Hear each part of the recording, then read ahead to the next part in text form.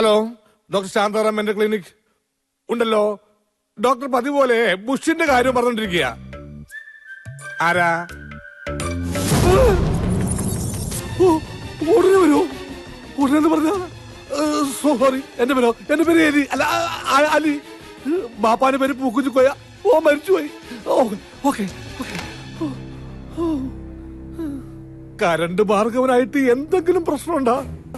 Current ഭാർഗവനോ? അതാര്? Current ഭാർഗവനെ പറ്റി കേട്ടിട്ടില്ല? അതോ ലോക ഗുണ്ട കുട്ടിക്കാനം കുരിയച്ചെന്ന വൻ തോക്കിനെ 110 kV ഇലക്ട്രിക് കമ്പിയിൽ വലിച്ചെറിഞ്ഞ് ചുട്ടരിച്ച് കൊന്നവൻ. അങ്ങനെയല്ലേ കരണ്ട് ഭാർഗവൻ എന്നുള്ള പേര് വീണത്. അയാൾ ഇപ്പൊ വിളിച്ചത് ഉടനെ ഇങ്ങോട്ട് വരുന്നു. സത്യം പറ ഡോക്ടർ, ഡോക്ടറോട് അയാൾക്ക് വല്ല ശത്രുത ഉണ്ടോ? എനിക്ക് അയാളെ അറിയില്ലെന്ന് പറഞ്ഞില്ലടോ. എങ്കിൽ പിന്നെ ഡോക്ടറുടെ മറ്റേതെങ്കിലും ശത്രുക്കൾ ഡോക്ടറെ കൊല്ല കരണ്ട് ഭാർഗവനെ ഏൽപ്പിച്ചു കാണും. എനിക്ക് ഏത് ശത്രുക്കൾ? എല്ലാ മനഃശാസ്ത്രജ്ഞന്മാരും തമ്മി ശത്രുക്കളല്ലേ? എങ്കിലവൻ വരട്ടെ. അവൻ കരണ്ടാണെങ്കിൽ ആ കരണ്ടിന് ഫ്യൂസ് ചെയ്യാൻ വരും. എന്റെ മുമ്പിൽ വന്നാൽ അവന്റെ കൈകാലുകൾ ചലിക്കുകയില്ല. ഹിപ്നോട്ടൈസ് ചെയ്ത് ഫ്രീസ് ചെയ്ത് കളയും ഞാൻ. അപ്പൊ കുട്ടിക്ക് എത്ര മക്കളാണെന്നാ പറഞ്ഞത്? ഓ സോറി, മക്കളല്ല, അമ്മ. കുട്ടിക്ക് ഒരമ്മയാണല്ലേ ഉള്ളത്? അച്ഛനും ഒന്നല്ലേ ഉള്ളൂ. അയാൾ എന്തിനാ നാട് വിട്ടു പോയത്?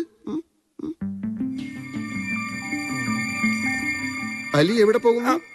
ഞാൻ പുറത്ത് നിൽക്കാം. വേണ്ട, അകത്ത് നിന്നോളൂ. പുതിയ രോഗികൾ ആരെങ്കിലും വന്നിട്ടുണ്ടോ നോക്കാനാ? നോക്കിയില്ലെങ്കിലും അവര് വന്നോളും. ഇപ്പൊ ഇവിടെയുള്ള രോഗിയുടെ കാര്യം ശ്രദ്ധിക്കൂ. അത് ഡോക്ടർ നോക്കുന്നുണ്ടല്ലോ. ഞാൻ വരുന്നത് വരെ താൻ നോക്കണം. അതിന് ഡോക്ടർ എവിടെയെങ്കിലും പോകുന്നുണ്ടോ? ഇന്നലെ തുടങ്ങിയതാ എന്റെ സ്പൈനൽ കോഡിനൊരു വേദന. അത് ഹിപ്നോട്ടിസ് ചെയ്ത് ശരിയാക്കൂടെ? അല്ലെങ്കിൽ ഫ്രീസ് ചെയ്യാം. സ്പൈനൽ കോഡിനോട് മാത്രം കളി പറ്റില്ല. ഉടനെ സർജനെ കാണണം. ഇരിക്കട്ടോ, പേടിക്കാനൊന്നുമില്ല. അല്ല, കൂട്ടത്തിൽ എന്റെ സ്പൈനൽ കോഡും കൂടി ഒന്ന് കാണിക്കാമായിരുന്നു. തനിക്ക് വേദനയുണ്ടോ? ഇല്ല, ഇനി ഉണ്ടായാലോ? ആദ്യം എന്റെ സ്പൈനൽ കോഡ് കഴിയട്ടെ. തൽക്കാലം താൻ ഇവിടെ നിന്നാ മതി കേട്ടോ.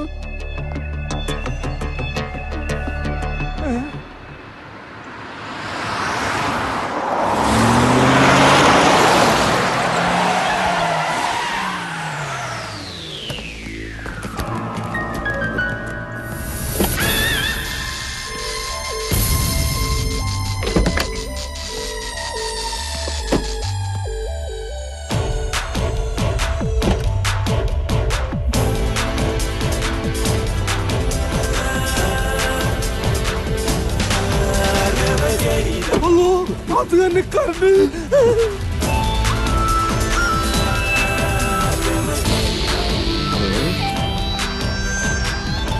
ഞാൻ നിൽക്കുന്നതാണ് ഡോക്ടർ ശാന്താറാം. അത് ഞാനല്ല. പിടിയടാവനെ.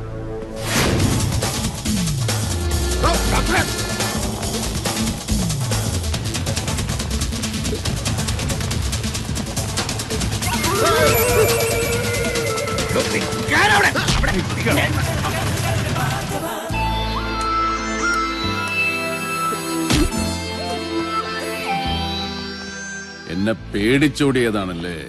അല്ല, ഡോക്ടേഴ്സ് അസോസിയേഷന്റെ വാർഷികത്തിന് ഓട്ട മത്സരത്തിന് പേര് കൊടുത്തിരുന്നു. അതുകൊണ്ട് സമയം കിട്ടുമ്പോഴൊക്കെ ഞാൻ ഓടാറുണ്ട്.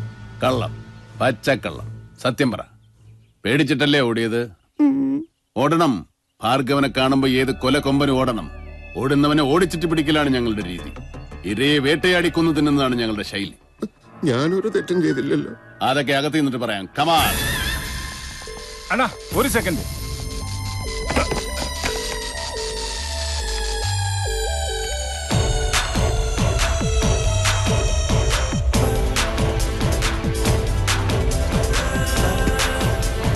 ഭ്രാന്തന്മാർക്കെല്ലാം സ്ഥലം വിടാം. ചികിത്സ കഴിഞ്ഞു.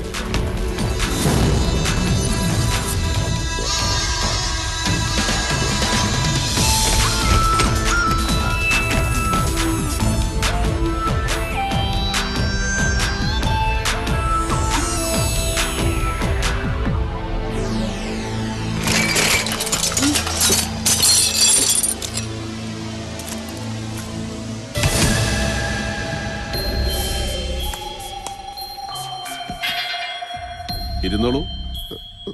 നിൽക്കുന്നതാ എനിക്കിഷ്ടം. ഇരിക്കണം. എന്നെ പറ്റി കേട്ടിട്ടുണ്ടോ? എന്താ കേട്ടത്? വളരെ നല്ല മനുഷ്യനാണെന്നാ കേട്ടത്. ഒരു ഉറുമ്പിനെ പോലും നോവിക്കാത്ത. ഉറുമ്പിനെ നോവിച്ചിട്ട് എന്താണോ കാര്യം? ഉറുമ്പല്ലേ എന്റെ ശത്രു. പോലീസാണ്, കോടതിയാണ്. ഭരണകൂടമാണ്. ഇതിനെയൊക്കെ ഞാൻ നോവിച്ചിട്ടുണ്ട് ഭാർഗവൻ. തെളിവുകളില്ലാത്തതുകൊണ്ട് മാത്രം ജയിലിന് പുറത്ത് കഴിയുന്നവനാണ് ഞാൻ. വല്ലവനും തെളിവും കൊണ്ട് വന്നാൽ പിന്നെ അവൻ വെള്ളം കുടിച്ചാകുകയല്ല. അത് വേറെ കാര്യം. മനസ്സിലായോ? കഞ്ചാവ് കൃഷിയാ എന്റെ മെയിൻ പണി. കൂട്ടത്തിലെ ആളക്കൊല്ലും ആനക്കൊമ്പും എല്ലാ പരിപാടിയുണ്ട്. എന്നെ ഒതുക്കാൻ നോക്കിയവനൊക്കെ ഞാൻ ഒതുക്കിയിട്ടേ ഉള്ളൂ. കേട്ടിട്ടുണ്ടോ കുട്ടിക്കാനം കുരിയച്ചന്റെ കഥ? 110 kV ഇലക്ട്രിക് കമ്പിയിൽ. അത് തന്നെ. ഇതൊക്കെ അറിഞ്ഞിട്ടാണോ ഞാൻ നല്ലവനാണെന്നാ കേട്ടെന്ന് താൻ പറഞ്ഞത്? അല്ല, മോശമായിട്ടാ കേട്ടതെന്ന് പറഞ്ഞാൽ ഇഷ്ടപ്പെട്ടില്ലെങ്കിലോ എന്ന് കരുതി. അത് ന്യായം. എന്നാ കേട്ടോ, ഞങ്ങൾ ഈ അധോലോക നായകന്മാർക്ക് മോശം കേൾക്കാനാ കൂടുതൽ ഇഷ്ടം. അതവിടെ നിൽക്കട്ടെ. ഇപ്പൊ എത്ര രൂപ ബാങ്ക് ബാലൻസ് കാണും? ഒരു 50,000 കാണും. അത് പെങ്ങളുടെ കല്യാണ ചെലവിന് വെച്ചതാ. പക്ഷെ സാരമില്ല, വേണമെന്നുണ്ടെങ്കിൽ ഇപ്പൊ തന്നെ ചെക്ക് എഴുതരാം.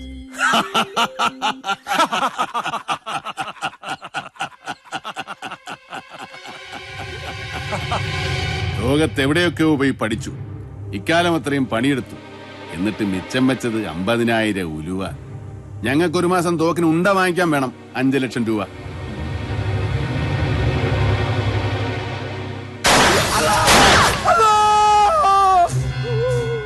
ഇതൊരു ക്ലിനിക്കാണ്. ഇവിടെ വെടി. ഭാർഗവൻ എവിടെ നിൽക്കുന്നോ അവിടെ വെടിയും പോവൊക്കെ ഉണ്ടാവും. ഞാൻ വന്ന കാര്യത്തിലേക്ക് കിടക്കാം. വേറൊരു അധോലോക നായകൻ ബോംബെയിലുണ്ട്. ഞങ്ങൾ ഫ്രണ്ട്സാ. വെടിയും കുത്തും ആനക്കൊമ്പൊക്കെ തന്നെ അവന്റെയും പണി. കുറെ കാലമായിട്ട് അവന് തോക്കെടുക്കുമ്പോ കൈക്കൊരു വിറയൽ. പഴയ ധൈര്യമൊക്കെ ചോർന്നു പോയതുപോലെ. ശത്രുക്കളെ കുറിച്ച് ഓർക്കുമ്പോഴേ പേടിയാ. ബിൻലാദിനെ കൊണ്ടുപോയി ചികിത്സിക്കാമെന്നൊക്കെ പറഞ്ഞ ആളല്ലേ. എത്രയും പെട്ടെന്ന് അവനെ ഒന്ന് നേരെയാക്കി തരണം. ഇതിനാണോ എന്നെ കാണാൻ വന്നത്? അതെ. ഇതിനാണോ ഈ മേശമേലുള്ള സാധനങ്ങളൊക്കെ തട്ടി താഴേട്ടത്, വെടി പൊട്ടിച്ചത്? അതൊക്കെ ഞങ്ങളുടെ ഒരു രീതിയാണെന്ന് പറഞ്ഞില്ലേ. നഷ്ടപരിഹാരം തരാം. കണ്ണപ്പ ജബ്ബാറെ, കാറിൽ നിന്ന് ഒരു 10 ലക്ഷം രൂപ എടുത്തുണ്ടോ? 1 കോടിയുടെ ഒറ്റ കെട്ടാ. എടുത്തുണ്ട് വാടോ, കെട്ട് പൊട്ടിക്കാം. ഓ, എനിക്കിപ്പോ ഒന്നും വേണ്ട. വേണ്ട. അപ്പൊ എന്റെ ഫ്രണ്ടിന്റെ കാര്യത്തിലുള്ള തീരുമാനം പറ. ആത്മവിശ്വാസം നഷ്ടപ്പെട്ട അധോലോക നായകൻ ഫ്രണ്ടൊന്നുമല്ല, നിങ്ങൾ തന്നെയല്ലേ?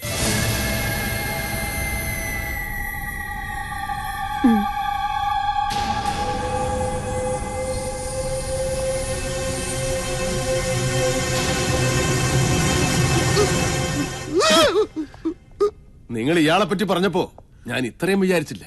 ജഗജില്ലിയല്ലേ ഇയാള്? സമ്മതിച്ചിരിക്കുന്നു. മിടുക്കൻ. പകുതി ധൈര്യം ഇപ്പോഴേ വീണ്ടും കിട്ടിയതുപോലെ തോന്നുന്നു. ഇനി താമസിപ്പിക്കണ്ട. ഗുളികെ അരിഷ്ടോ എന്താന്ന് വെച്ചാൽ തന്നോളൂ. എനിക്ക് എത്രയും പെട്ടെന്ന് പഴയ ഭാർഗവനാകണം. മനഃശാസ്ത്രജ്ഞന്റെ കണ്ണിൽ കുറ്റം ചെയ്യുന്നവരാ മനോരോഗികൾ. വെറുതെ ഇരിക്കുന്നവനെ കൊല ചെയ്യാൻ പ്രേരിപ്പിക്കുന്ന മനഃശാസ്ത്രം ഞാൻ പഠിച്ചിട്ടില്ല. ഓ, അപ്പൊ അതാണ് കാര്യം. എങ്കിൽ കൊലയും കത്തിക്കുത്തുമൊക്കെ നമുക്ക് വിടാം. ഞാൻ നല്ല അസലായിട്ട് വണ്ടി ഓടിക്കുന്ന ഒരു ഡ്രൈവറാണെന്ന് കരുതിക്കും. കുറച്ച് ദിവസമായി സ്റ്റിയറിംഗ് തൊടുമ്പോ എന്റെ കൈവിറയ്ക്കും.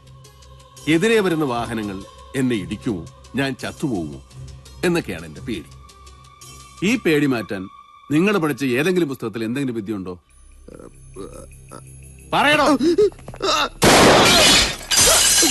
വരട്ടെ, ഞാൻ പറഞ്ഞിട്ട് മതി. എനിക്ക് കുറച്ച് സാവകാശം തരുമോ? ഏത് നിമിഷവും പൊട്ടിത്തെറിക്കാൻ പോകുന്ന ഒരു അഗ്നിപർവ്വതത്തിന്റെ മുകളിലാണ് ഞങ്ങളുടെ ഇരിപ്പ്. എത്ര സമയം വേണം? അത് ഒരു 2-3 ദിവസത്തിനകം പറയാം. ഓക്കെ. കണ്ണപ്പാ, ഇയാൾക്ക് എന്റെ ഫോൺ നമ്പർ കൊടുക്കും. ആ, റെഡിയായാൽ ഉടനെ വിളിക്കണം. പിന്നെ വേറൊരു കാര്യം, എനിക്കിങ്ങനെ ഒരു അസുഖമുണ്ടെന്ന് മറ്റൊരു മനുഷ്യനും അറിയാൻ പാടില്ല. അറിഞ്ഞാൽ ശത്രുക്കൾക്ക് എന്നെ ഭയമില്ലാതാവും. അതോടെ എന്റെ കച്ചവടം തീരും. ആരോടെങ്കിലും ഈ സംഭവം പറഞ്ഞാൽ കൊത്തിയെറിഞ്ഞ് പട്ടിക്കിട്ട് കൊടുക്കും. അപ്പൊ പാക്കല.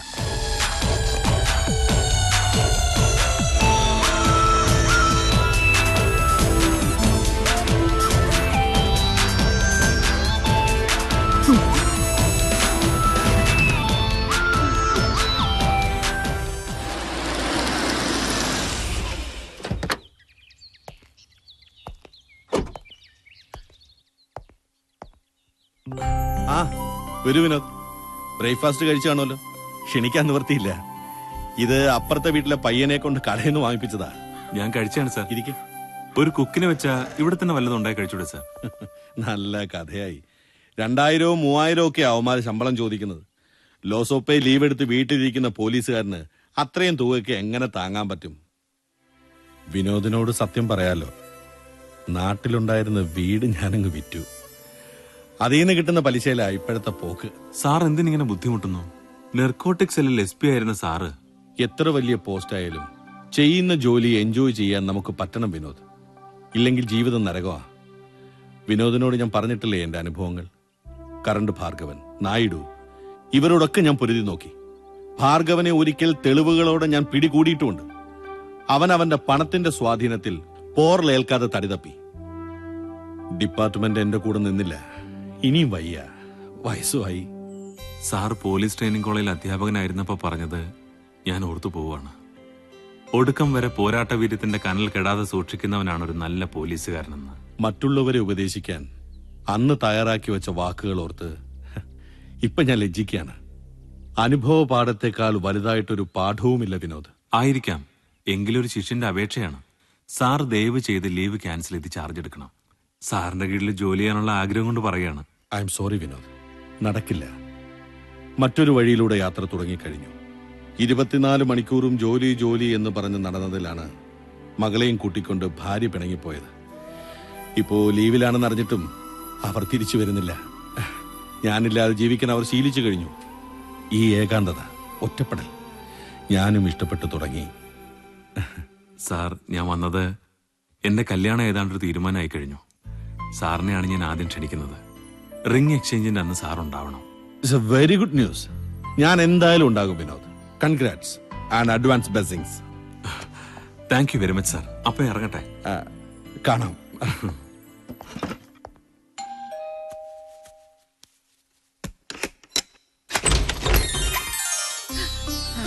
വിനോദായിരുന്നോ? ഞാനിപ്പൊ ആലോചിച്ചതേ ഉള്ളു, കുറച്ചു ദിവസമായിട്ട് വിനോദിനെ കണ്ടില്ലല്ലോ. ഒന്ന് വരൂ. ഇടയ്ക്കിടെ വന്ന് നിങ്ങളെ ശല്യപ്പെടുത്തണ്ടല്ലോ എന്ന് കരുതി. ആഹാ, ഇതിപ്പോ വിനോദിന്റെയും കൂടെ വീടല്ലേ. ഇരിക്കെ, ഞാൻ കുടിക്കാൻ എന്തെങ്കിലും എടുക്കാം. രാധികയെ. അയ്യോ, ഞാൻ രാധികയെ കാണാൻ വന്നൊന്നുമല്ല. അതെനിക്കറിയാം. വന്ന സ്ഥിതിക്കൊന്ന് കാണുന്നത് കൊണ്ട് കുഴപ്പമൊന്നുമില്ലല്ലോ.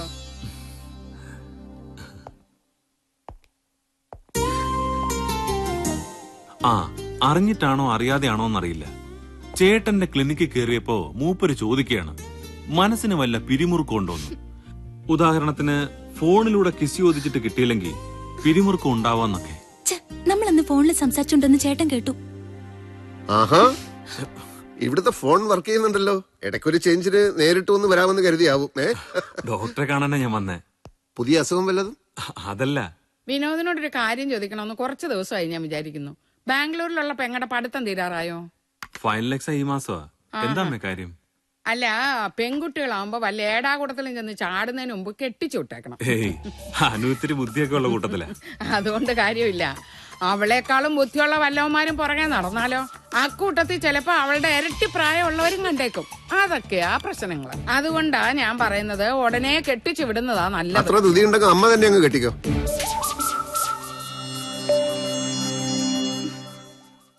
എന്തായാലും ഉള്ള എക്സാം കഴിയട്ടെ. കറണ്ട് ഭാർഗവൻ ക്ലിനിക്ക് വന്ന് എന്തിനാ? കരണ്ട് ഭാർഗവനോ? ഓ, കരണ്ട് ഭാർഗവൻ. അതെ അതെ, വന്നു. എവിടെയോ പോകുന്ന വഴിക്ക് അവിടെ കയറിയതാ. നിങ്ങൾ തമ്മിൽ മുൻപരിചയമുണ്ടോ? ഇല്ല. ഈ കാലിഫോർണിയ യൂണിവേഴ്സിറ്റി എന്നെ ടാലന്റ് ഓഫ് ദി ഇയർ ആയി തെരഞ്ഞെടുത്ത് അറിഞ്ഞിട്ട് അഭിനന്ദിക്കാൻ വന്നതാ. അഭിനന്ദിക്കാനോ? ഭാർഗവനോ? അവനേതോ വലിയൊരു കള്ളനല്ലേ? മാഫിയ തലവനാ. കഞ്ചാവ് കൃഷിയാ പണി. ഞങ്ങളുടെ ഡിപ്പാർട്ട്മെന്റിന്റെ മുഖ്യ ശത്രുക്കളിൽ ഒരുത്തൻ. അന്ന് ഡോക്ടറുടെ ക്ലിനിക്ക് വന്നില്ലേ സോഫിയ അമ്മയും? സോഫിയുടെ അച്ഛനെ ഭാർഗവൻ തട്ടിക്കൊണ്ടുപോയതാണോന്ന് പോലീസിന് സംശയമുണ്ട്. അഭിനന്ദിക്കാൻ ഭാർഗവൻ വന്നു എന്ന് പറഞ്ഞാൽ വിശ്വസിക്കാൻ കുറച്ച് പ്രയാസമുണ്ട്. അല്ലാതെ പിന്നെ അവന്റെ കഞ്ചാവ് തോട്ടത്തിൽ പണിയെടുക്കാൻ വേണ്ടി എന്നെ ക്ഷണിക്കാൻ വന്നതാണോ? എന്തോ, അവനുമായി ബന്ധപ്പെടുന്ന എല്ലാരും പോലീസിന്റെ നോട്ടപ്പുള്ളികളായിരിക്കും. അതുകൊണ്ട് പറഞ്ഞതേ ഉള്ളൂ. ഏയ്,